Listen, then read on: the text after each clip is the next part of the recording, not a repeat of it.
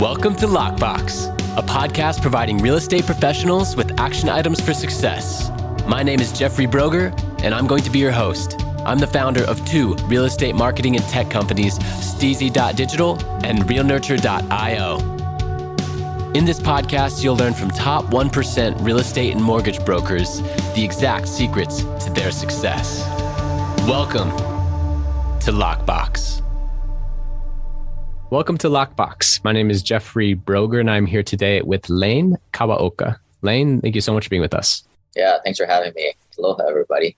Yes, absolutely. Aloha. You said he is in Honolulu, Hawaii. I was just in Honolulu Bay, Kauai last week. So different islands, but, same state. I was out there living the good life. And, Lane is 3 hours behind me, I guess, earlier than me. I'm in California today. So nice afternoon there in Hawaii for you. So first, I would love to dive in and just learn how you got into the real estate industry. We'll talk a lot about what you're doing today with simple passive cash flow and, the things that you have going on today.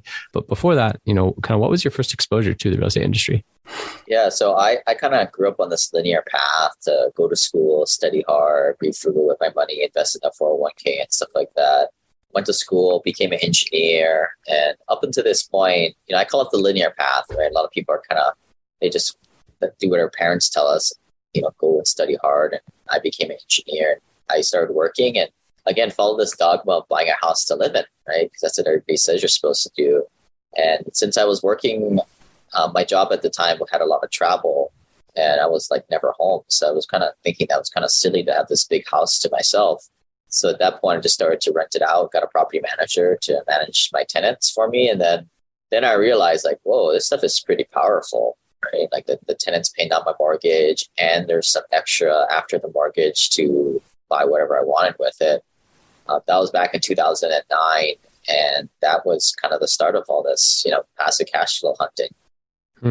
Yeah, no, that's a great story. And now fast forward to today, what does simplepassivecashflow.com offer to the world? Yeah. So, a lot of years went by, in 2015, I had 11 of those rental properties. And then I started to go buy larger apartment deals and then started to podcast about it. And people kind of wanted to jump on the bandwagon and invest alongside of us. So today we own and operate 1.2 billion in assets under ownership, 7,700 units and, well over 55 apartments total.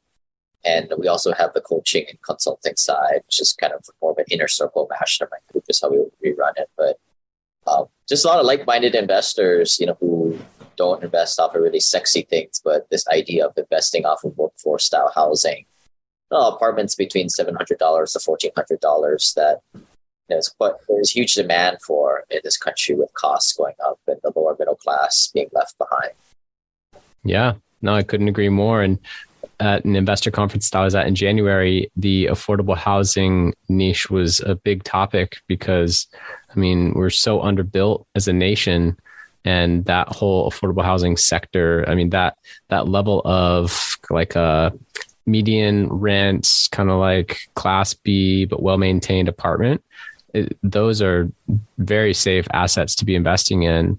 The class A's, a lot of times, in looking back to previous recessions, when someone moves out of a house because they're foreclosed on or something like that, they're not typically then going to go move into a class A apartment in a downtown area with all the amenities, right? They would move into more of like a class B apartment, and the class Bs a lot of times are the ones that stay fully occupied even during downturns. So very interesting asset class to me. I'm a multifamily investments broker in California. So this is definitely my wheelhouse and love multifamily as an asset class. So I'm curious, what's the single most important action you take on a daily basis that you attribute most to your success?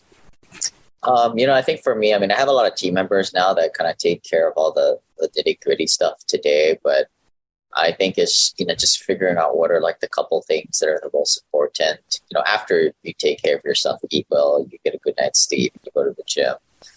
But, there are a lot of days where I'm kind of doing all kinds of stuff, putting out fires here, there, or creating this email communication or this thing that don't really move the needle. But if I kind of focus on one or two things that are really impactful and try and delegate the rest, I consider that a pretty good day. Yeah. Okay. And so that one thing would be delegation. Is that Well, right? I think there's one. I mean, I unfortunately am still the linchpin in a lot of this type of stuff, right? Like, and I think a lot of times it's, if I really stop and pause for once, there's always one thing. I mean, it's kind of the Gary Keller idea of the one thing. There's always one thing that I'm kind of holding the ball on, where I should just, I have to do something still because I'm still a cog in the system, but I got to get it going so my guys can kind of run with it and kind of, work on it the next week or two. There's always something that, I have to identify what are those things and get myself out of it, or do whatever I need to do, just get it done, whether it takes 5 minutes, whether it takes an hour, get it done so I can move it on down the line. Yeah.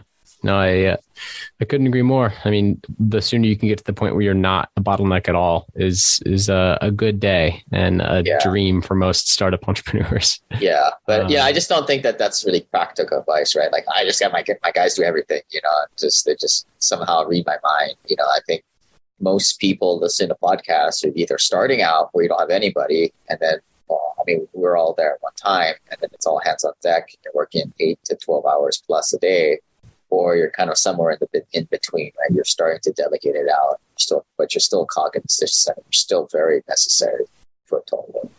Right. Yeah. The thought that you would get to the point where you have this well-oiled machine and then you hire a CEO to replace you and you're like some silent board member.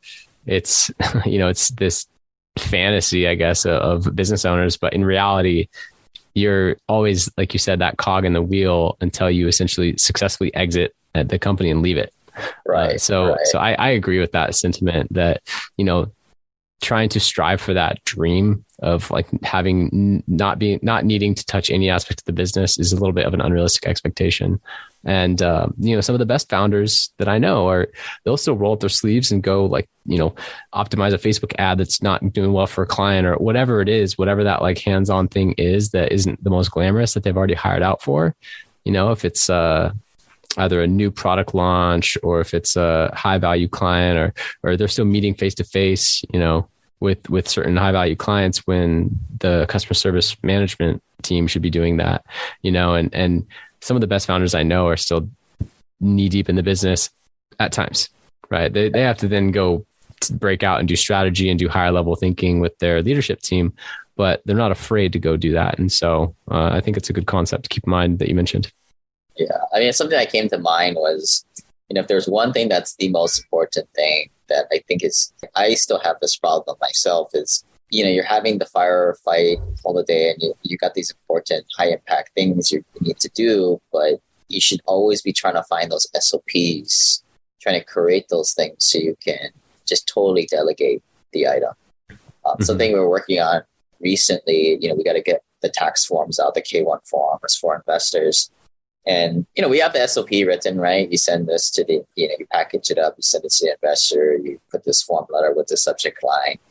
But, there are also, then you kind of get more into like, the assistants, the staff, sometimes there's smaller questions that come up that still have to go back and forth with some of the manager staff. It's always constantly refining those SOPs. And I remember when I first started to bring on staff, there was like a whole month where I made it a goal, like every day, make one freaking SOP per day. Because it was the hardest for me to actually break out of my routine of doing things, but not working on the business. Right. Yep. It's a very difficult thing to do, to start working on the business while you're still working in the business. Yeah. It's very, very difficult to do. So I like that. Every day for a month, one SOP a day. Yeah. I mean, I've tried to do it for a couple of years prior to that. And then, it's hard because you end up never doing it. But then right. I think the thing for me that finally tipped me over back then was like, I was in this other mastermind group and there was a guy who was I think it was a chiropractor, and his personality was a little bit less hands-on, very strange for an entrepreneur. But he said, everything I did, I just wrote it down and created a SOP. And then I was just really detail oriented. I recorded videos on home, or I uploaded internally on YouTube. And after a while, there weren't many things for me to SOP out. And that's where he freed himself. So I knew it could be done. Yeah, you saw the possibility and saw the light there, which was inspiring. So where do you think the industry is heading? I'm curious, your projections, you're managing a large portfolio. You have this mastermind group with a lot of top investors that are a part of it and sharing their insights. They're, going to that investor conference in January. I noticed that everyone's talking about certain hot buzzwords or topics for this year's volatility. Going out to maybe like 5 or 10 years out, what are your projections for the real estate industry? Yeah, I mean, I think if you're trying to sell conference tickets or like YouTube video views, you're always trying to make like, there's something just around the corner, right? You're always trying to sell attention. But, like you find people that's been in this business longer than a few years and seen some micro ups and downs. I mean, that's kind of where I'm at. I've been investing since 2009, and I thought if things were really expensive, 2012, then 14, then 15, then 16, then 18, then 2020. And you start to realize, well, it depends what kind of a business you're in, right? Like we only invest in things that cash flow from the start, right? We're not in distressed assets. So if in that case, it's always a good time to be buying, right? As long as you run your numbers and you cash flow on a monthly basis. It's the house flippers, the people buying for appreciation are going to get hurt. And, like in our world, like, people always say, well, interest rates are going to go up. Yeah, I'm sure interest rates are going to be going up, but the cap rates will always be a little bit better than interest rates. That's inherently how the world works, right? Banks will lend it out at this based on where the assets are creating money. And then there's always a gap between interest rates and cap rates. And of course, you apply leverage in real estate, right, to magnify that. And that's where your returns come from. And it's always going to be there, just like how gravity is always there. There's always going to be a yield. And at the end of the day, if you just buy good assets in decent, better than average locations, and you're buying it for cash flow, you should be fine. Very boring outlook on it, right? Like boring Simple. Is good. Yeah. Yeah, boring is sexy when it comes to investing. Yeah. I mean, you look at all the wealthy people out there. I mean, discount all the new rich, right, that come from all these tech stuff. The wealthy people with multi-generational wealth are all investing in very boring industries, very commodity-ish type of needs. And real estate is one of them. Yeah, couldn't agree more. I mean, real estate, and that's so broad as well. I mean, residential is one thing, but then you have the whole commercial landscape, agriculture, retail, like that. I mean, there's so many little sectors of the commercial side where generational wealth has been passed down. So yeah, I do agree with you there 100%. So we're talking about looking at deals. I'm curious, what's your process for evaluating what to say no to? Because you're probably at this point now where a lot of deals are coming across your desk, and you also have capital from your mastermind, from investors to invest in. So now it's a choice of what deal to work with. You mentioned cash flowing day one, but I'm curious, what's your process for evaluating what to say no to? Yeah, I mean, our deals come through brokers, right? Because we're buying assets that are stabilized and aren't pieces of junk. So the brokers in the commercial world, as you know, control the deals, right? You guys are actually the ones working your ass off, as opposed to your residential property counterparts. They're just taking selfies and branding themselves as a personal person. You guys are calling up the sellers, getting them to sell and passing it off to people like us. So for us, the big thing is to get in good graces with the broker community so we get the top picks. And, oftentimes we may not come in with the highest price, but because we have the best reputation to close and we're easy to work with, that's why we kind of win a deal. Yeah, that makes sense. And it's actually more common of a response than you might think that I've heard. Like, we have a good reputation for closing, and so we will win the deal even though we're not the highest. Yeah. And at this point, our brokers kind of know, brokers know how to underwrite deals themselves. They may not do it the way we do, but they don't bring us junk anymore. I mean, in the first couple of years, they send us all kinds of garbage. Right? I mean, sure, you do it all the time, right? Like, you got some new guy you've never met before, you don't have a relationship. Just kind of sending him junk to see what he bites on, right? The deals that nobody wants. But at this point, we've kind of built up that relationship with our brokers that we're not even going to look at them. We're not going to like, and a lot of times now they want, it's kind of the tables have turned since we have a lot of assets that we have potentially to sell.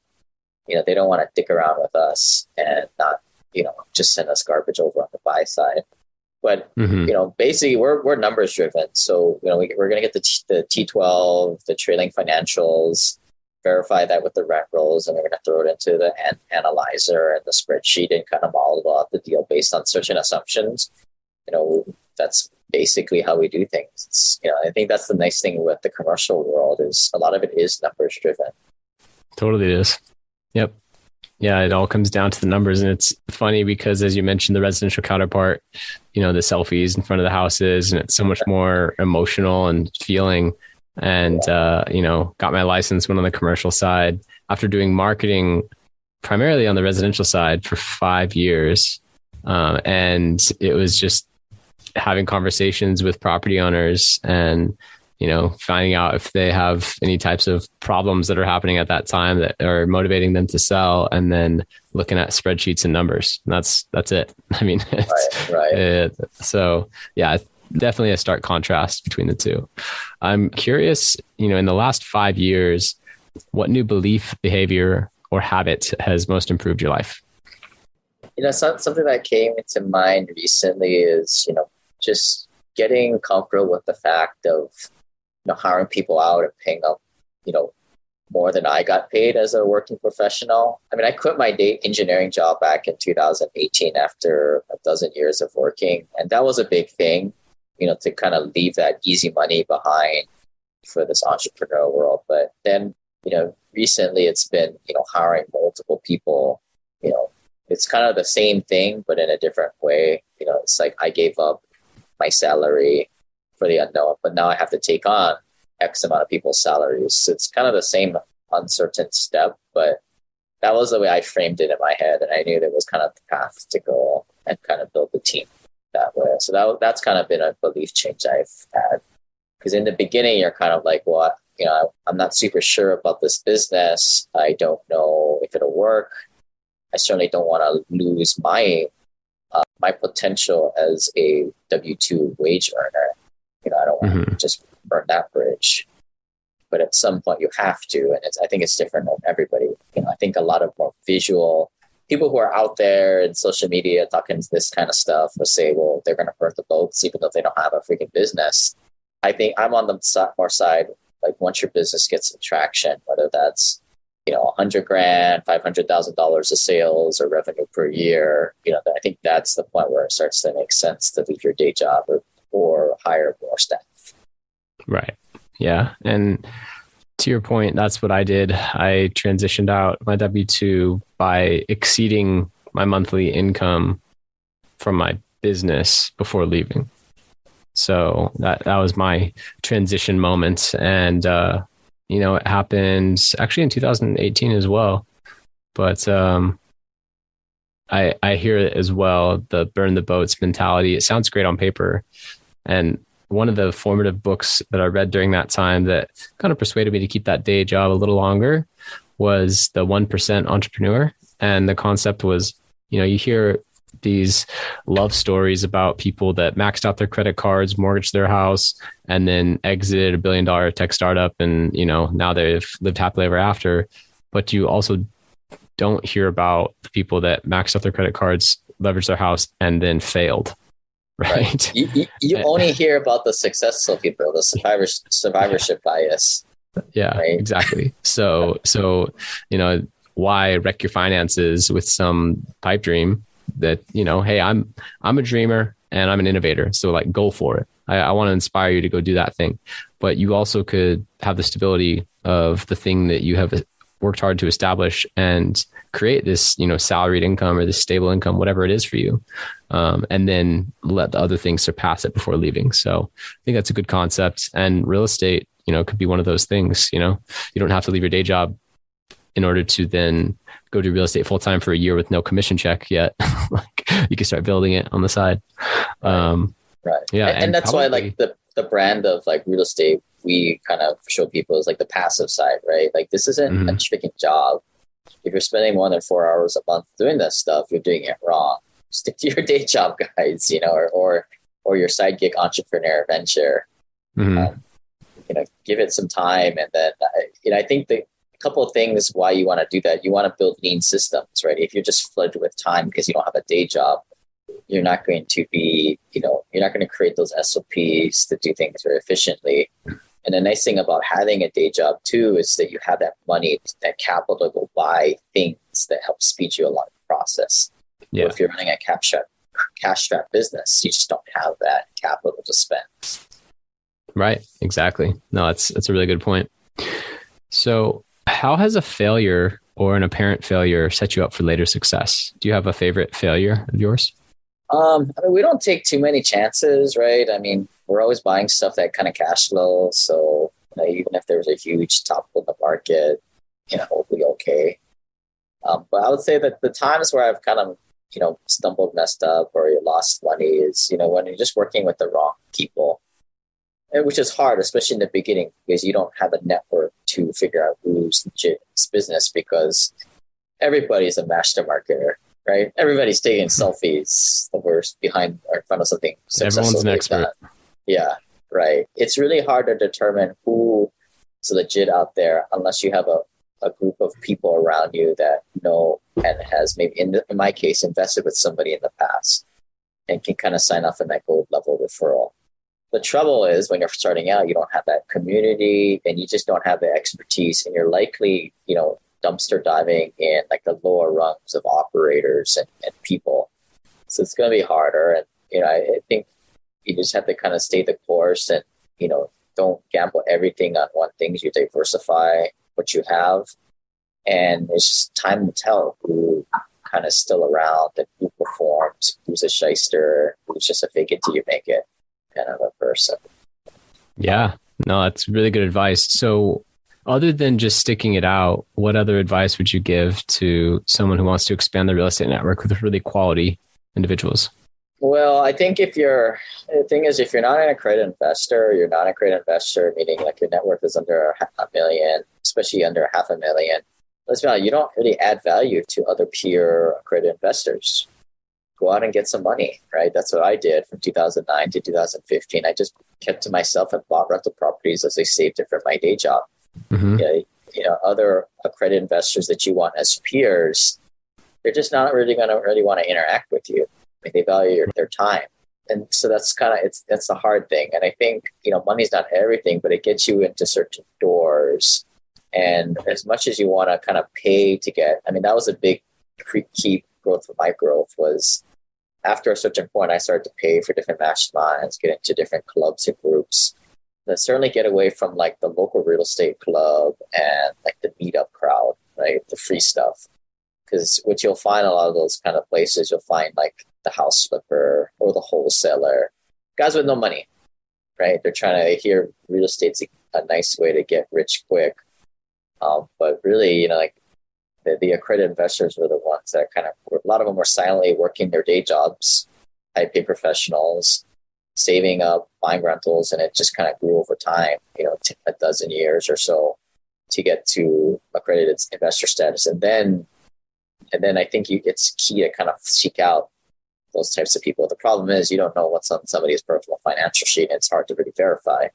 But I think, the more that you pay to get into different groups and circles, at least you're kind of decreasing your chance of just finding those fake it till you make it kind of guys.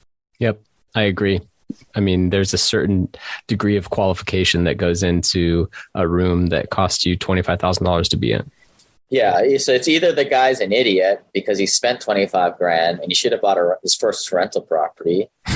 And that you can kind of tell after a while, after the guy has a couple of drinks. Or these guys are legit and $25,000 is just a fraction of their marketing budget that year. Right. Yeah.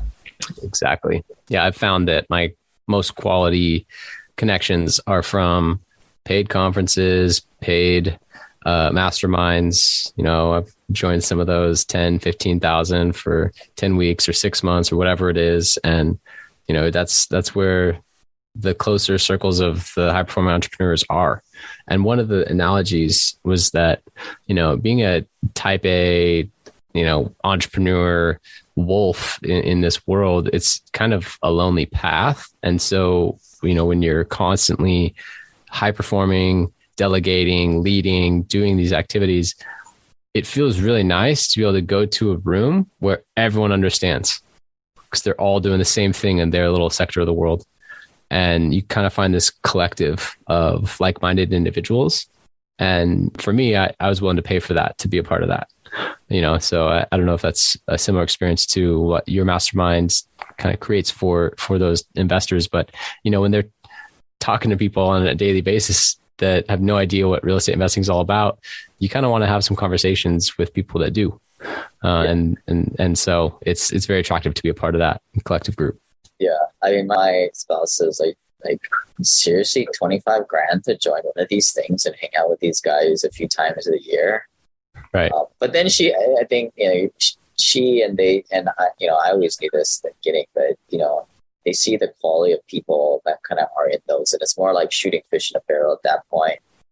And, people in there are saying like, most people are on the outside and think 25 grand, that's a lot of money, well, if 25 grand is a lot of money to you, and you probably don't belong, man. Probably not, you don't belong. Mm-hmm. Yeah. And when you do invest the 25 grand, it's then up to you to extract the value, right? It's not then handed to you. You got to actually show up in person and, be yourself, network, go do a deal with someone, make 500 grand over the next 5 years, from that one connection you wouldn't have made. Like that's the whole purpose of it. So yeah, I'm a big believer in the whole masterminds game, and glad to hear that you have one that's doing well. And you also have then it seems like a syndication side. So when you say like invest with us, you're syndicating, right? Yeah. Yeah. So we do 506 offerings and we bring in passive investors. And on the mastermind, we don't teach people how to do this type of stuff. There's a lot of people that do. I just don't think that not many people, the success rate is pretty dang low for people doing this type of stuff. So my group is more towards, it's more for higher paid professionals, higher net worth investors who just want a network to passively invest. They're not going to go buy their own building. They're not going to be underwriting specialists, but it's kind of a peer group. It's a safe environment for people to kind of huddle around tax, legal, and investment options in a kind of a safe space. But, most masterminds, they're geared towards the raging entrepreneur, right? Where this is your livelihood. My group is entirely opposite, right? It's meant to be a passive thing. Yeah, that makes sense. And talking to someone who deals with a lot of investments, what's the best or most worthwhile investment you've ever made? I mean, some of the best investments have been kind of scary in the beginning, like, more Class C types of deals. The trouble with those is you have a little bit lower end tenant profile. Most times our collections on our Class B assets, Class B plus assets are like in the 95% range, but some of these Class C properties, they can drop down into like the 80s. And it's just like, where occupancy is good, but if you don't collect the money from these guys, you got to chase them down like little kids, then, I mean, it all is net operating income at the end of the day. So that said, there's a lot of returns to be made for those people who don't have the faint of heart. And some of these deals we've made big returns on, but lately I've been kind of thinking it's just not kind of worth the squeeze, right? If you can kind of go into an asset that's a little bit less headache.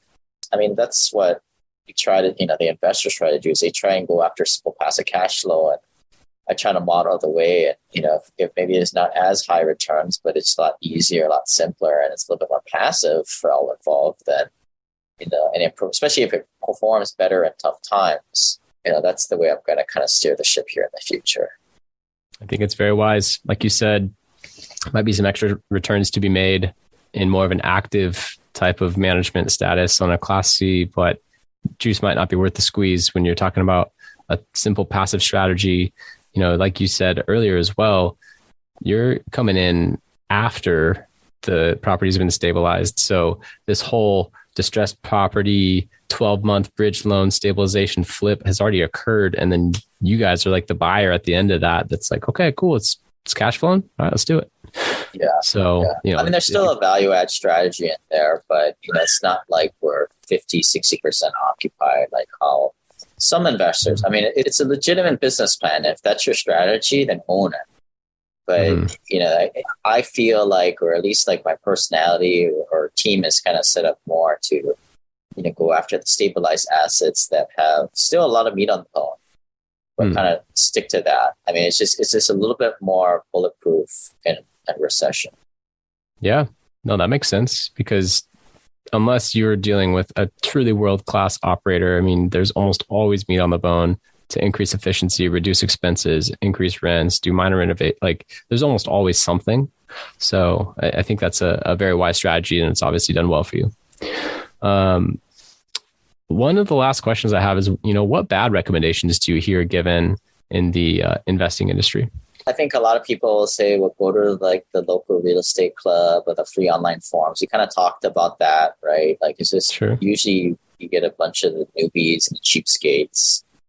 Adding on top of that, I think people, they read too much. I always recommend like Gary Keller's book, Real Estate Investor, a Millionaire Real Estate Investor. I think that's a good primer, but most people, they just listen to hours and hours and hours of podcasts. It's like, geez, just go out and buy a rental property, like do something, and then focus more on like building the group around people network, right? Get off of your computer, get the earbuds out of your ears, and go out and do something, or talk to people.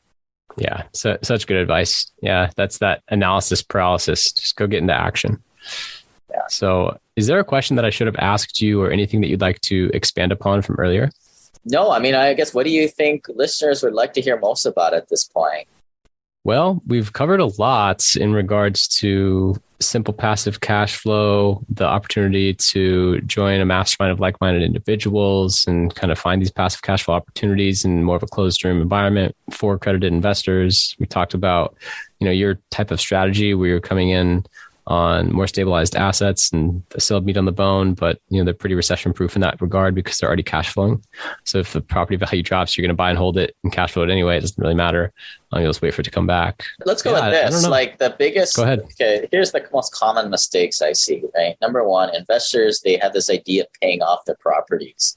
The debt is one of the most important parts of the asset. You want to lock up as much long-term good debt as possible. So yeah, that's kind of mistake number one.